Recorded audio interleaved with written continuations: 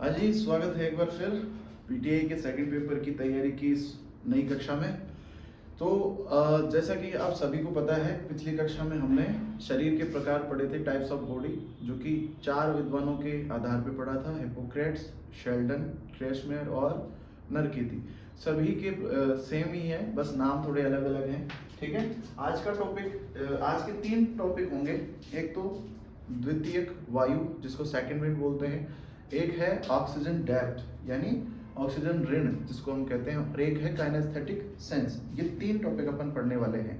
ठीक है ना, 4 नहीं 3 टॉपिक। तो सबसे पहले जो टॉपिक है वो है ऑक्सीजन कर्ज। ठीक है ना,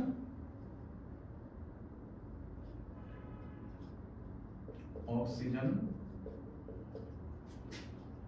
कर्ज या ऋण या डेब्ट, इंग्लिश में डेब्ट बोलते हैं उसको, ऑक्सीजन डेब्ट। ठीक है, ऑक्सीजन कर्ज, ऋण या डेब्ट। अब ये ऑक्सीजन कर्ज है क्या? जैसे मान लीजिए कि मैं यहाँ से भागे जा रहा हूँ, फुल स्पीड में भाग रहा हूँ, रनिंग कर रहा हूँ। ठीक है, जो जैसे कोई भी एथलीट मान लीजिए जो 100 मीटर की रनिंग कर रहा है, फुल स्पीड में भाग रहा है। ठीक है ना, तो उसको क्या है, जब वो भाग रहा होता है उस समय उसको पर्याप्त मात्रा में ऑक्सीजन नहीं मिल रही है। यानी जैसे अभी मैं श्वास ले पा रहा हूँ, उस समय अभी श्वास लेते समय जो ऑक्सीजन मुझे मिल पा रही है, जिस मात्रा में ऑक्सीजन मुझे मिल पा रही है, क्रिया करते समय जैसे भागते समय वो ऑक्सीजन की मात्रा मुझे उस समय नहीं मिलेगी। जैसे ही क्रिया खत्म होगी तो शरीर को वापस उसी स्थिति में बनाए रखने के लिए जो श्वसन की मात्रा अपन लेते हैं, जैसे एकदम से हाँफ के ऐसे ऐसे, ये जो जल्दी जल्दी अपन ऑक्सीजन लेते हैं, वही क्या होता है, ऑक्सीजन कर्ज होता है या ऑक्सीजन ऋण कहा जाता है। ठीक है, इसमें लिख लेते हैं। ऑक्सीजन कर्ज शब्द आर्चिबाल्ड विलियम हिल ने 1922 में परिभाषित किया था। यानी जो ऑक्सीजन कर्ज है, ऑक्सीजन डेप्थ है, ये इसको किसने परिभाषित किया था? एवी हिल। एवी हिल, इसका नाम लिख लीजिए, आर्चिबाल्ड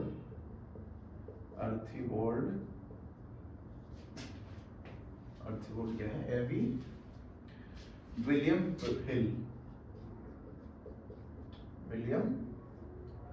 हिल। इसकी फुल फॉर्म है, एवी हिल का मतलब है आर्चिबाल्ड विलियम हिल। इसने 1922 में ऑक्सीजन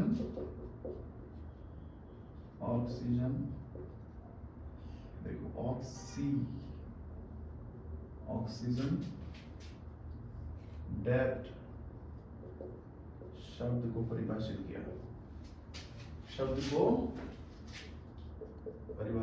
सबसे पहले इसी ने किया था। ठीक है,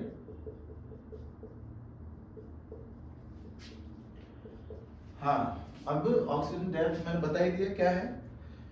हैं? लिख लेते हैं इसको। खिलाड़ी द्वारा व्यायाम या क्रिया करते समय, खिलाड़ी द्वारा व्यायाम या क्रिया करते समय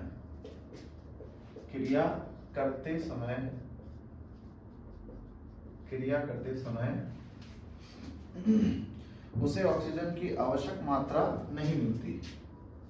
उसे ऑक्सीजन की आवश्यक मात्रा नहीं मिलती। जैसे रनिंग करते समय नहीं मिलती है। गतिविधि समाप्त करने के तुरंत पश्चात, गतिविधि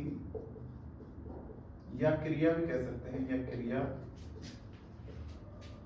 क्रिया समाप्त करने के तुरंत पश्चात, समाप्त करने के तुरंत पश्चात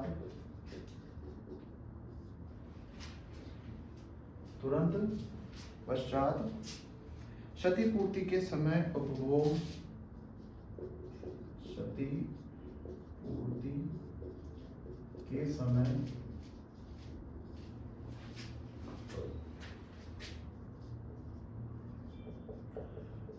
उपभोग की गई ऑक्सीजन की मात्रा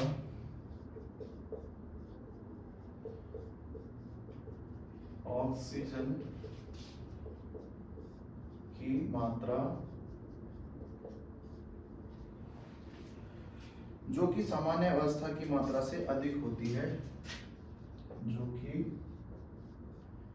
सामान्य अवस्था की मात्रा से अधिक होती है, अधिक होती है, क्या कहलाती है? ऑक्सीजन, ऑक्सीजन कर्ज या ऑक्सीजन ऋण या ऑक्सीजन डेब्ट कहलाती है। ठीक है ना, समझ में आ गया? खिलाड़ी द्वारा व्यायाम, व्यायाम करते समय भी होता है या क्रिया करते समय उसे ऑक्सीजन की आवश्यक मात्रा नहीं मिल पाती है। जैसे वर्तमान में आप बैठे बैठे वीडियो देख रहे हो, जो इस समय आपको ऑक्सीजन मिल रहा है, आप कोई सी भी गतिविधि करने लग जाइए, खड़े होके उछल कूद करने लग जाइए, स्किपिंग रोप करने लग जाइए, उसमें भी आपको एक्स्ट्रा ऑक्सीजन की जरूरत पड़ती है। ठीक है ना, यानी कोई भी गतिविधि या कोई भी क्रिया अपन करते हैं तो उसके अंदर हमें जो सामान्य अवस्था में अपन है उससे अधिक ऑक्सीजन की आवश्यकता पड़ती है किसी भी क्रिया को करने के लिए। तो इसमें क्या होता है, फिर जैसे ही अपन क्रिया खत्म करते हैं उसके तुरंत बाद ही हम एकदम से जल्दी जल्दी सांस लेना स्टार्ट कर देते हैं, यानी अपने को, अपने शरीर को जो श्वास की स्थिति है ऑक्सीजन की भरपाई करनी होती है, इसलिए अपन क्या करते हैं, जल्दी जल्दी ऑक्सीजन लेते हैं, जल्दी जल्दी श्वास लेते हैं, जिससे कि वो पहले वाली स्थिति बन पाए। तो ये क्या कह रहे हैं, खिलाड़ी द्वारा व्यायाम या क्रिया करते समय उस ऑक्सीजन की आवश्यक मात्रा, उसे ऑक्सीजन की आवश्यक मात्रा नहीं है,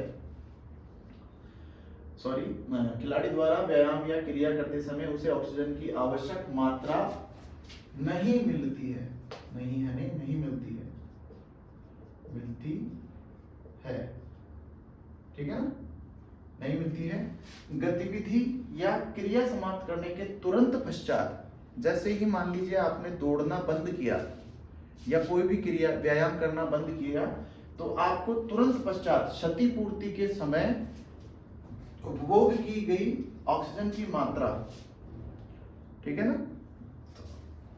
यानी आपने जो ऑक्सीजन कंज्यूम की थी, ठीक है ना, उसकी क्षतिपूर्ति करने के लिए जो ऑक्सीजन की मात्रा आपने ली है एकदम से, ठीक है ना, जो कि सामान्य अवस्था की मात्रा से अधिक होती है, जैसे सामान्य अवस्था में जो आप थे पहले उससे अधिक थी, उसे ही क्या कहते हैं, ऑक्सीजन कर्ज या ऋण या डेब्ट कहा जाता है। ठीक है, ऑक्सीजन मापने का यंत्र, इंपोर्टेंट कर लेना, ऑक्सीजन मापने का यंत्र क्या बोलते हैं, बाइसिकल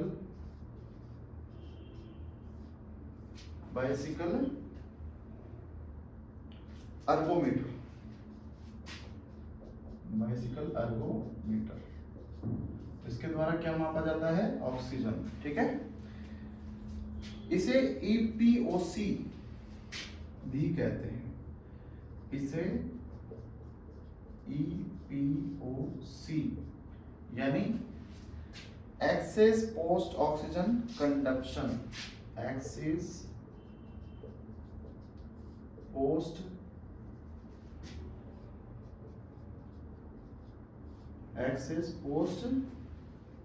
ऑक्सीजन कंडक्शन, ऑक्सीजन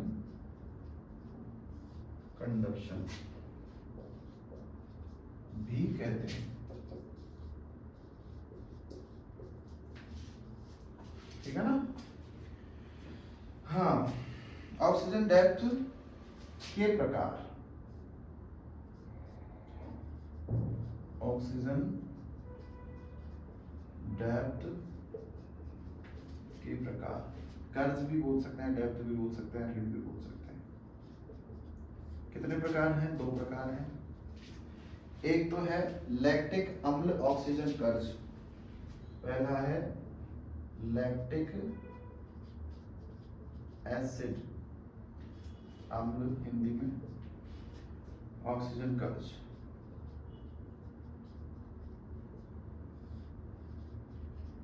ठीक है।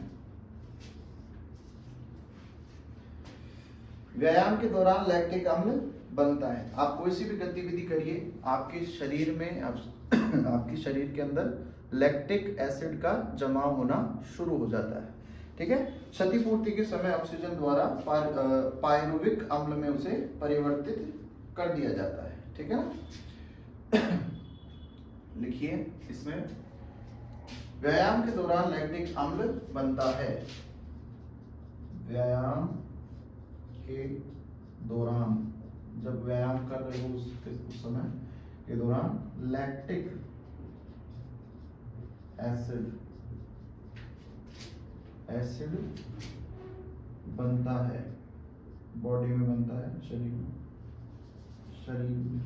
में बनता है।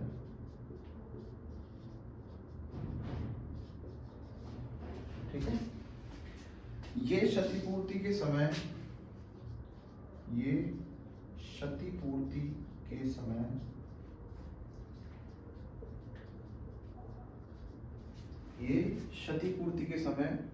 ऑक्सीजन द्वारा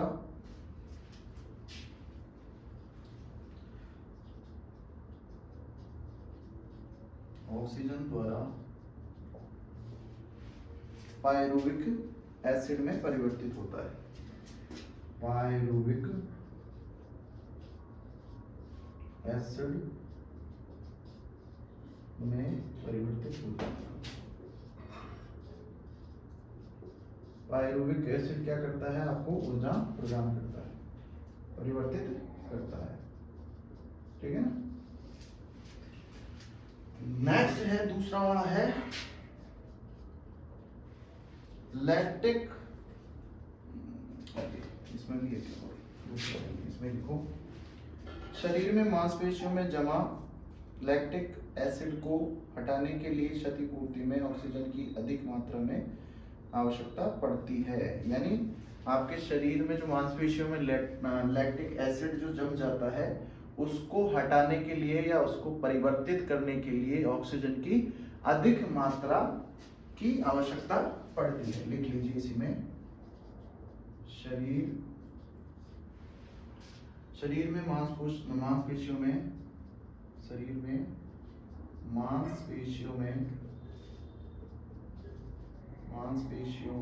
में जमा लैक्टिक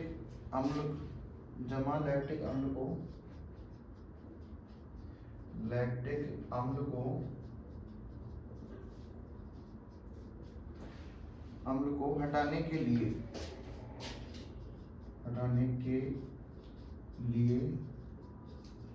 अधिक O2 ऑक्सीजन की आवश्यकता पड़ती है। ठीक है। चलिए अब अगला है लैक्टिक अम्ल रहित ऑक्सीजन कर्ज। ठीक है ना। चलिए अगले को देखते हैं क्या कहता है अगला है लैक्टिक अम्ल रहित ऑक्सीजन कर्ज या ऋण। इसमें क्या होता है? व्यायाम के दौरान ATPC यानी एडिनोसिन ट्राइफॉस्फेट क्रेटिन फास्फेट, इसमें क्या होता है? एक प्रक्रिया होती है, उस प्रक्रिया के कारण ATP और क्रेटिन दोनों इसमें टूटते हैं। फिर क्या होता है? फास्फेट के जो अणु बनते हैं, उनके द्वारा शरीर को ऊर्जा मिलती है। लिख लेते हैं इसको, व्यायाम के दौरान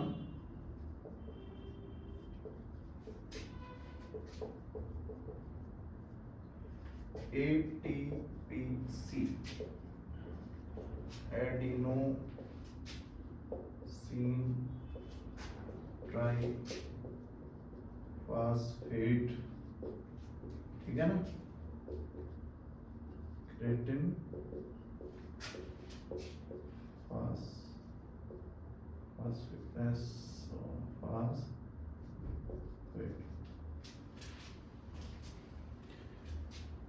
फास्फेट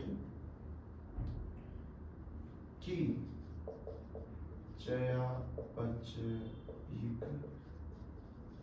चयापचयिक प्रक्रिया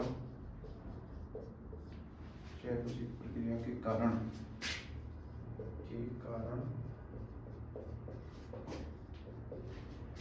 वह क्रेटिन में डूबते हैं, क्रेटिन में टूटते हैं तथा फास्फेट के अणु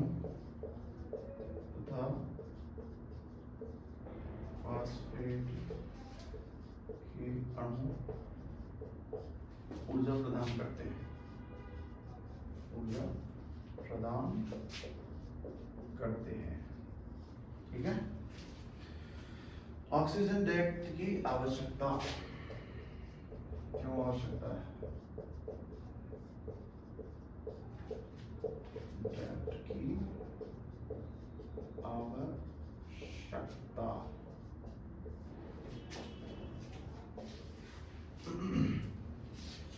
हाँ, पहली आवश्यकता लिखिए, ऑक्सीजन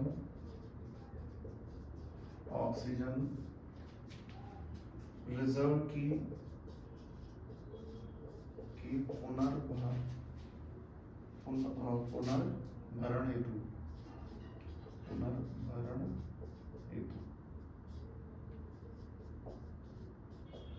ठीक है। दूसरा लिखो एटीपीसीपी के पुनः संश्लेषण हेतु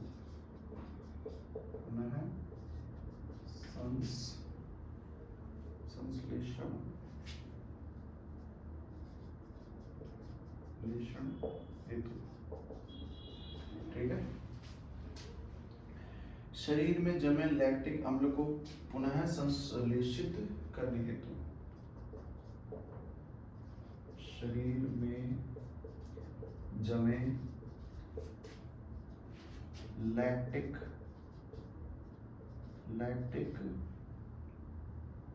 लैक्टिक एसिड को पुनः संश्लेषित करने हेतु और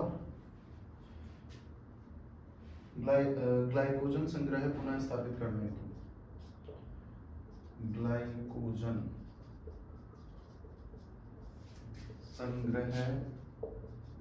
संग्रहण पुनः स्थापित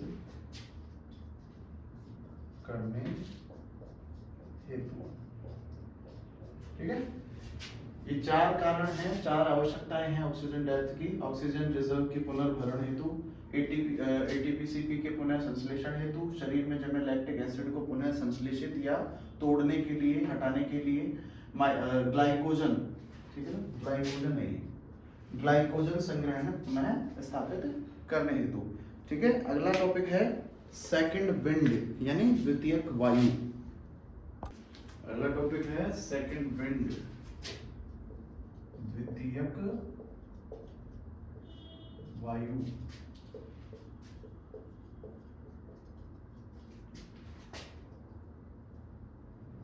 सेकंड विंड, ठीक है ना। अब ये क्या है, ये भला क्या है? कोई भी काम कर रहे हैं हम, ठीक है, लगातार कर रहे हैं, अचानक से थका हुआ महसूस करना। काम कर रहे हैं लेकिन एकदम से ऐसे शरीर में थकावट हो जाती है, कि भाई अब नहीं होगा, अब बस की बात नहीं है, अब पटको इन कोड़ी नहीं कोड़ी ले जा। तो वाई कहीं से सेकेंड विंड, यानी दूसरी वायु, दूसरी ऑक्सीजन, बस वही क्या है सेकेंड विंड।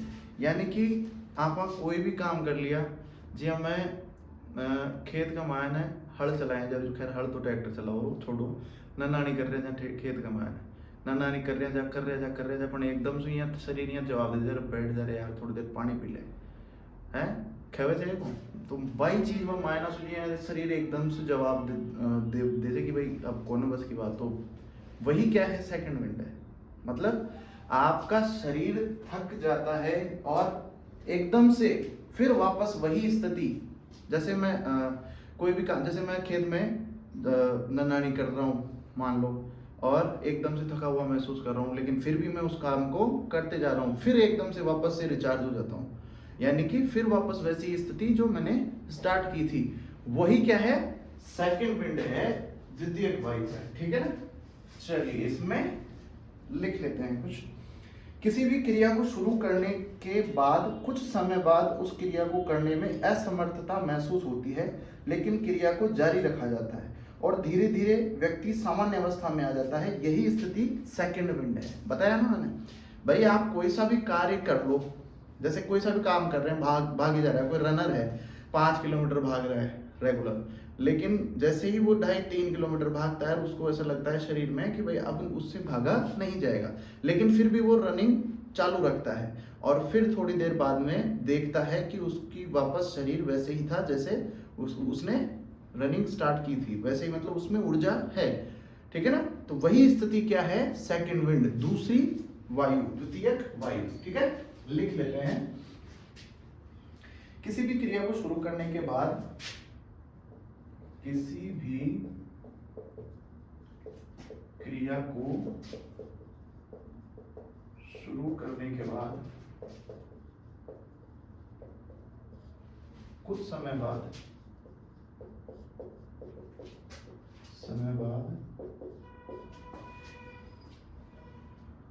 उस क्रिया को करने में, उस क्रिया को करने में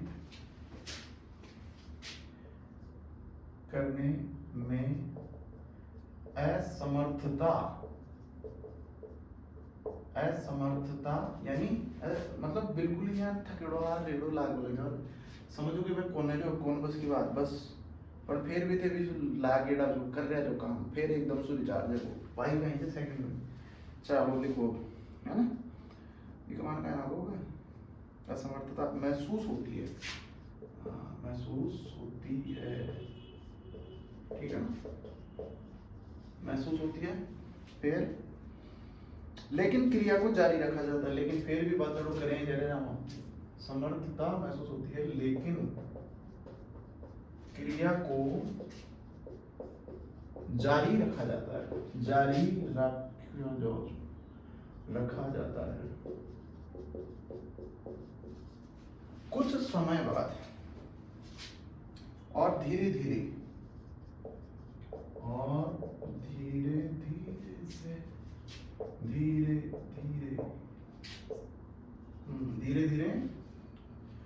व्यक्ति सामान्य अवस्था में आ जाता है, व्यक्ति सामान्य अवस्था में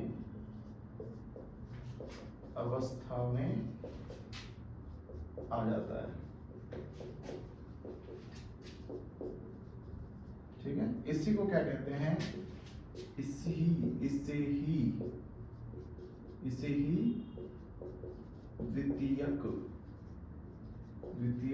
वायु या सेकंड विंड कहते हैं,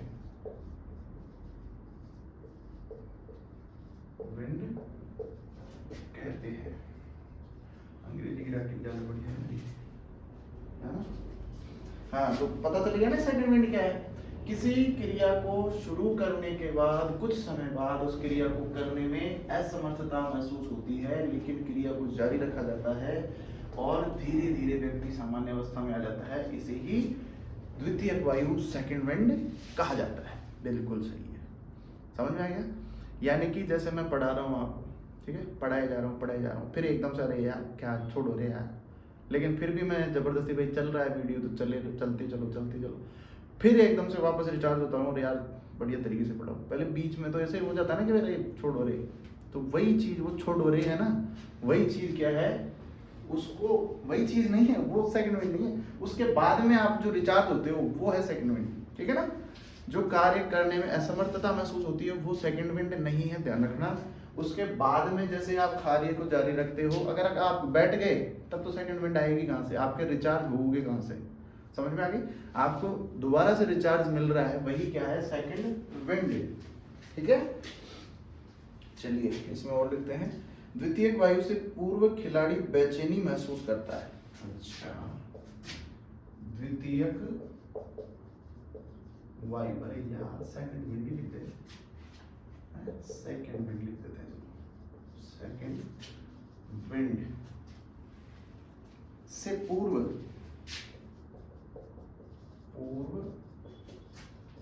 खिलाड़ी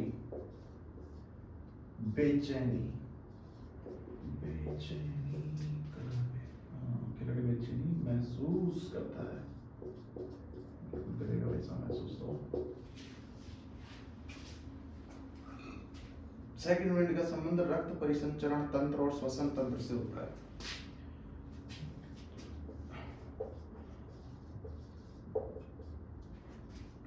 रक्त परिसंचरण तंत्र व श्वसन तंत्र से होता है, श्वसन तंत्र से होता है। अब इसके कारण लिख लेते हैं। कारण है अपर्याप्त वार्म अप,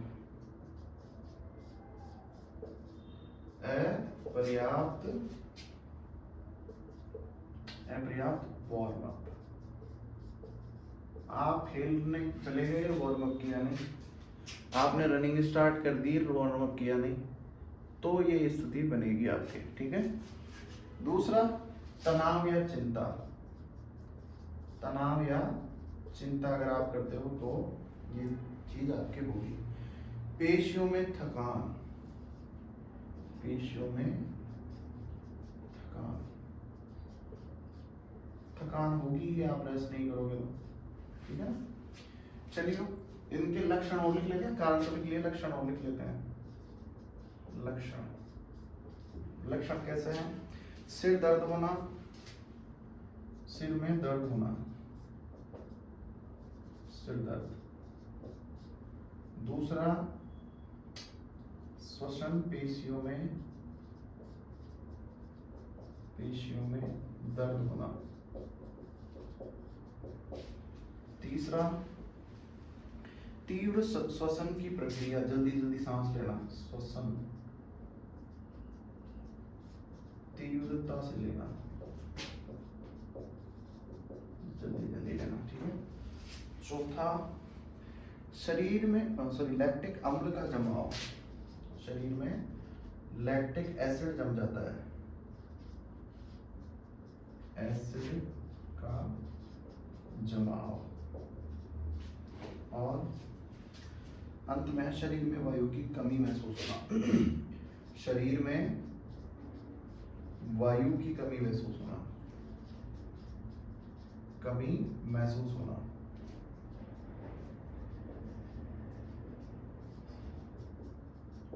ठीक है ना। ये है क्या? सेकंड विंड, द्वितीयक वायु। ठीक है, किसी के समझ में नहीं आ रहा हो तो कमेंट कर देना, फिर बाद में मेरे को मत बोलना कि हमारे आप तो पढ़ाना तो आता है नहीं, जबरदस्ती यूट्यूब पे बुला के हमको बावड़ा बना रहे हो। ठीक है ना, पूछ लेना अगर कोई भी चीज़ समझ में नहीं आ रही हो इनमें से, आराम से कमेंट में करो। ठीक है ना, कमेंट करो, कमेंट का जवाब आपको कमेंट में मिल जाएगा। हो सकता है अगले दिन मैं वीडियो में दे दूँ। आप ऐसी उल्टी सीधी बातें लिखते हो, इससे अच्छा आप ऐसे सब्जेक्ट से रिलेटेड कोई क्वेश्चन पूछा करो। ठीक है ना। अब आप पूछते हो कि सर फॉर्म कब भरा जाएगा? भाई साहब फॉर्म जब भरा जाएगा जब विज्ञप्ति आ जाएगी। विज्ञप्ति के अंदर आपको बता दिया जाएगा कि कब से फॉर्म भरे जाएंगे, क्या इसका क्राइटेरिया रहेगा, कौन कौन इसमें भाग ले सकता है। ये सारी चीज़ें विज्ञप्ति आने के बाद ही पता लगेगा। अब मैं ऐसा कोई जादूगर तो हूँ नहीं यहाँ बैठ के छू मंतर किया और मेरे को पता लग गया कि भाई अधीनस्थ बोर्ड क्या सोच रहा है या आरपीएससी का क्या सोच रहा है, ठीक है ना। तो जैसे ही आपके मेरे पास कोई सूचना आएगी मैं आपको शेयर कर दूंगा। और हो सकता है कि देखो देखा जाए तो 2025 ही है, 2025 में जनवरी से लेकर मार्च आपको इसका फाइनल को दे देता हूँ कि मार्च तक आपके फॉर्म स्टार्ट हो जाने चाहिए मेरे हिसाब से, ठीक है ना। चलिए ये तो कंप्लीट हो गया है तृतीयक वायु। तो अगला अपन बात करें किसकी, काइनेस्थेटिक सेंस। चलिए काइनेस्थेटिक सेंस पढ़ लेते हैं। हाँ जी, अगला है क्रियाबोध यानी काइनेस्थेटिक सेंस। अब ये काइनेस्थेटिक सेंस क्या है? काइनेस्थेटिक सेंस इसको सिक्स सेंस भी बोलते हैं। सिक्स सेंस यानी आपको आपके शरीर के बारे में पहले ही पता लग जाना, यही क्या है काइनेस्थेटिक सेंस। जैसे मुझे उल्टी होने वाली है, ये मेरे को पहले ही पता लग गया, तो यही क्या है काइनेस्थेटिक सेंस।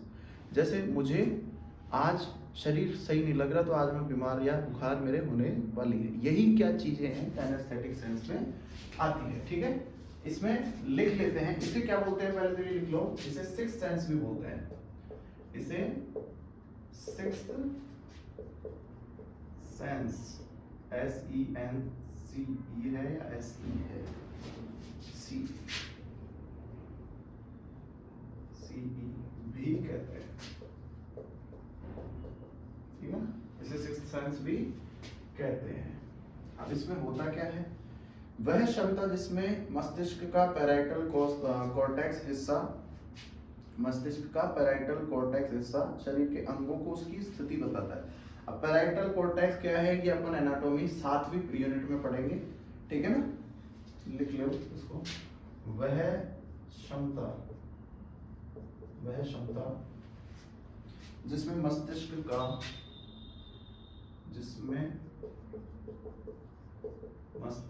अभी के लिए समझ लो, मस्तिष्क में एक हिस्सा है जिसका नाम क्या है, पैराइटल कॉर्टेक्स। मस्तिष्क का पैराइटल कॉर्टेक्स कैसे लिखा है, पैराइटल कॉर्टेक्स वह क्षमता हिस्सा शरीर के अंगों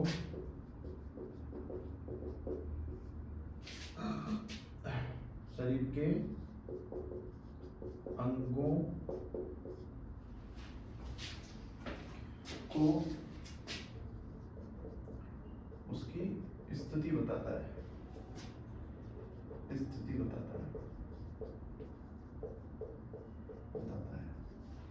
ठीक है ना। काइनेस्थेटिक सेंस शरीर में प्रोप्रियोसेप्शन के रूप में पाया जाता है, जो मांसपेशियों तथा जोड़ों में पाया जाता है। यह शरीर में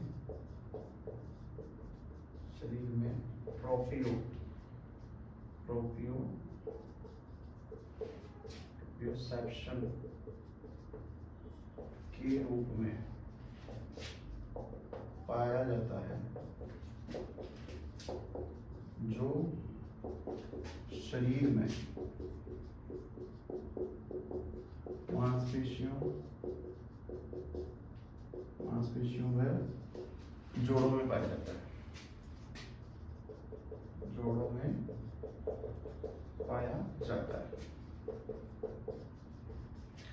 ठीक है ना। अब ये दो प्रकार का है,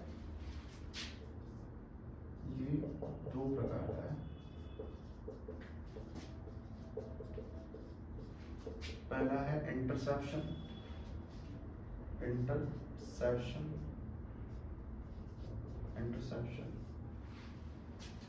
ठीक है ना। ये किसका काम क्या है, इंटरसेप्शन का आंतरिक संवेदनाओं का महसूस कराता है, आंतरिक संवेदनाओं को महसूस कराता है। आंतरिक संवेदनाएं जैसे भूख, प्यास, नींद आदि, ठीक है ना। भूख लगना, प्यास लगना, नींद, ये आंतरिक संवेदनाओं में आती है, ठीक है ना। लिख लो, भूख, व्यास, नींव, ठीक है ना। और दूसरा है एक्सट्रोसेप्शन। दूसरा कौन सा है? एक्सट्रोसेप्शन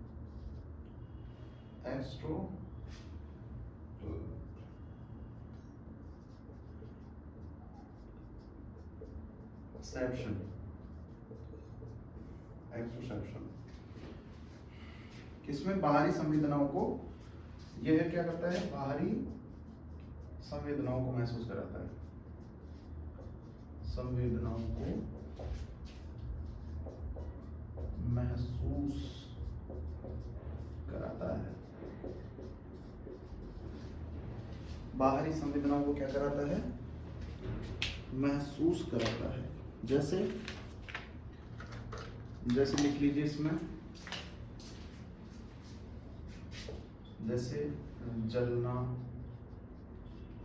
छिलना, चिलना हो गया, छिलना, ठीक है, जलना हो गया, छिलना हो गया, खिंचाव हो गया, में खिंचाव, ठीक है ना।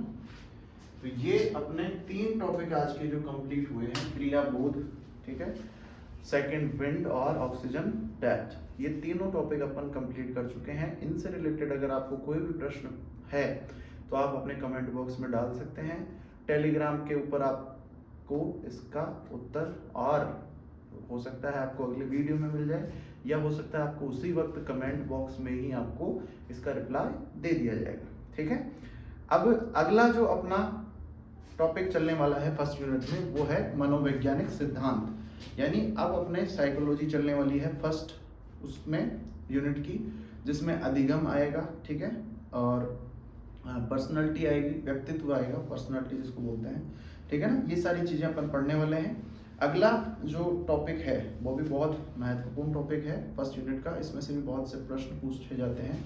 खेल से रिलेटेड व्यक्तित्व कैसा है, बच्चा खेल में क्या क्या चीज़ें सीखता है, कैसे कैसे सीखता है, ये सारी चीज़ें अपन पढ़ने वाले हैं कल वाले आगे जो भी टॉपिक आएगा उसमें। तो चलिए, तब तक के लिए आपसे विदा लेता हूँ। जय श्री राम, राधे राधे, जय हो।